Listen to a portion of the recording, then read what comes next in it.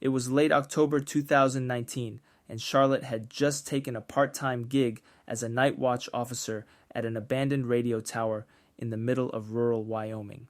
The job was simple: monitor the tower's equipment, log any unusual signals, and keep the place secure. It paid decently for the isolation and odd hours, and Charlotte figured she could handle a few quiet nights in exchange for peace and a paycheck. The first few nights were uneventful. The radio tower sat atop a hill surrounded by dense woods, far removed from the closest town. Charlotte mostly read books or stared out at the miles of darkness from the tower's windowed control room.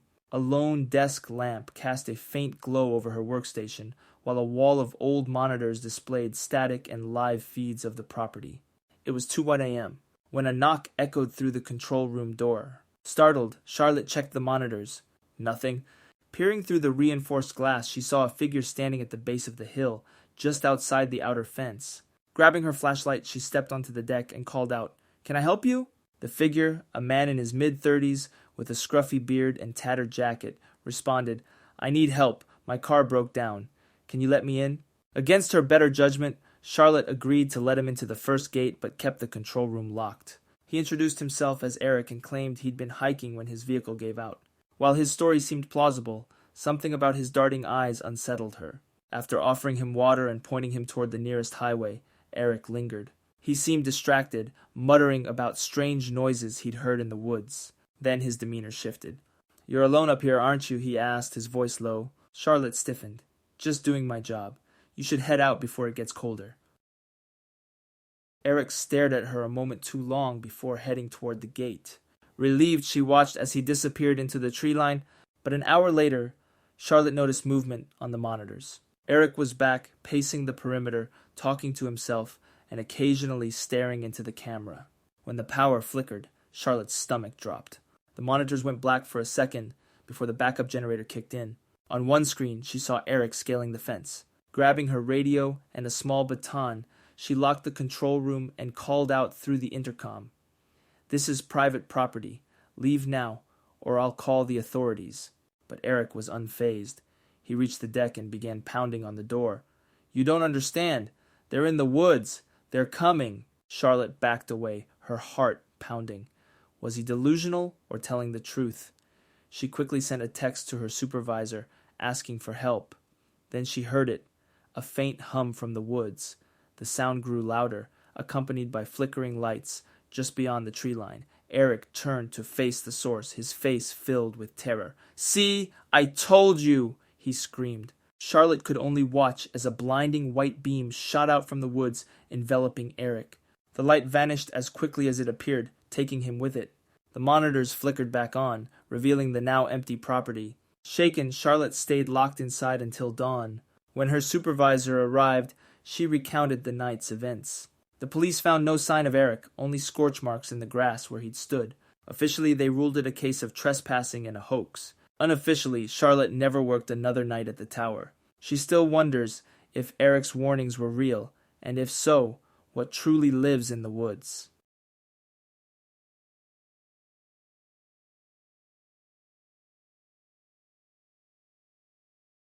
The storm was brewing again, and this time it wasn't just the weather that made my skin crawl.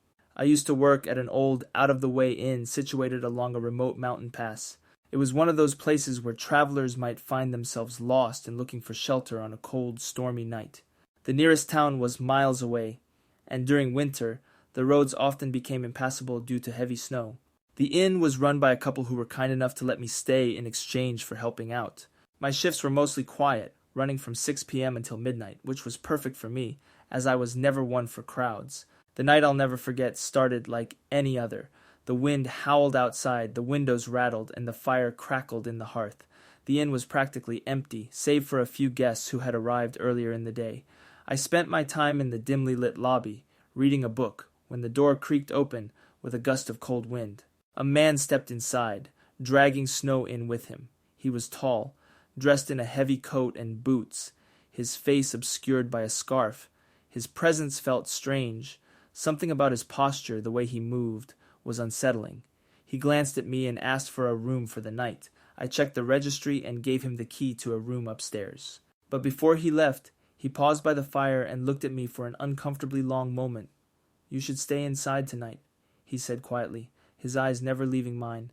"It's not safe out there." I chalked it up to the weather, to his being nervous about traveling through such a desolate area, but as he ascended the stairs, I noticed his footsteps echoing oddly. The silence that followed felt unnatural. I didn't think much of it until hours later. Around 11:30, I heard the unmistakable sound of footsteps coming from upstairs, slow, deliberate, and too heavy for someone just wandering. It wasn't normal, and it set my nerves on edge. I walked upstairs to check, but when I reached the top, I found nothing. The corridor was empty, but the door to his room was ajar. I pushed it open, and it was as though the temperature dropped 20 degrees.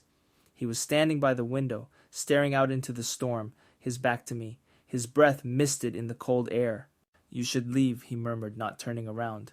"You'll never make it past the pass in this storm." The words made my skin prickle. I felt something shift in the air, as if I were no longer alone in the room. I backed away slowly, but before I could turn to leave, I heard his voice again, sharp and cold. "I know who you are." My blood ran cold. How could he know? I turned and rushed back downstairs, my heart pounding. When I reached the lobby, he was gone. The door was wide open, and the storm outside howled louder than ever. I checked the rooms again, but his was empty. A few minutes passed, and I heard the creak of the door again.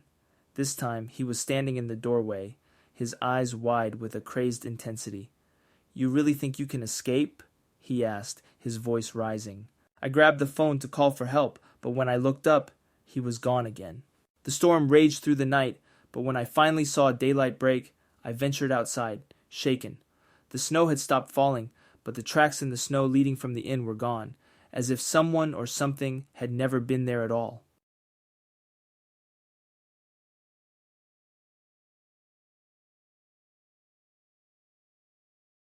It was a quiet summer evening at Haven Grocer, a local supermarket in a sleepy lakeside town. Mia, a college student saving up for tuition, worked the closing shift alongside her co-worker Jared. Jared was soft-spoken but reliable, a steady presence during their long shifts. Mia had become Jared's confidant over the months they worked together. Jared often vented about customers, especially the persistent ones who didn't take no for an answer. Mia could tell it wore on him, though he always handled it with a polite smile. One evening, Jared mentioned an uncomfortable encounter with a man who had asked for his number. Jared had politely declined, explaining he wasn't interested. The man hadn't taken it well, leaving with a curt, "We'll see." Mia brushed it off, telling Jared some people just couldn't handle rejection. A week later, the man came back. Mia was alone at the register, while Jared was restocking shelves in the back. The man, wearing a faded hoodie and carrying an odd air of intensity, walked up to her and asked for Jared. "Sorry, he's not here right now," Mia lied. The man frowned. "He said we had plans." Mia's stomach tightened. "I'm pretty sure he mentioned heading straight home tonight." The man's demeanor shifted from annoyed to ominous. "Tell Jared I'm not going anywhere until he talks to me." Mia nodded, keeping her composure. As soon as he left, she hurried to Jared and relayed the interaction. Jared froze. "That's him," he whispered. "The guy who wouldn't take no for an answer." Later that night, as they locked up, Mia heard a loud bang against the glass entrance doors. They both spun around. The man was there, face pressed against the glass, eyes wild. "I need to talk to Jared," he yelled. "We're closed," Mia shouted back, trying to sound braver than she felt.